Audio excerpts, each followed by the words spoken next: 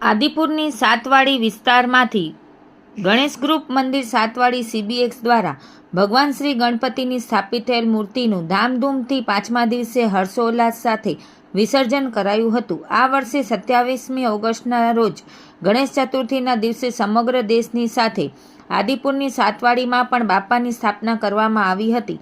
જે અનુસંધાને CBX સાતવાડી Ganesh group દ્વારા પાંચમા દિવસે ગણપતિની મૂર્તિનું વિસર્જન કરવામાં આવ્યું હતું. આ 5 દિવસ દરમિયાન શોભાયાત્રા, મહાપ્રસાદ, મહાઆરતીનું તથા રાત્રિના સમયે દાંડિયા રાસનું આયોજન કરવામાં આવતું હતું. આ 5 દિવસ દરમિયાન સમગ્ર જનતા ગણેશ ભગવાનની ભક્તિમાં લીન જોવા મળી હતી. 5 દિવસ દરમિયાન સમગ્ર આયોજનને સફળ બનાવવા ગણેશ ગ્રુપ મંદિર સાતવાડી CBX આદિપુરના ટ્રસ્ટીઓ અને સેવાધારીઓએ ભારે જહેમત ઉઠાવી હતી. રિપોર્ટ ભારતી માખીજાણી, ગાંધીધામ.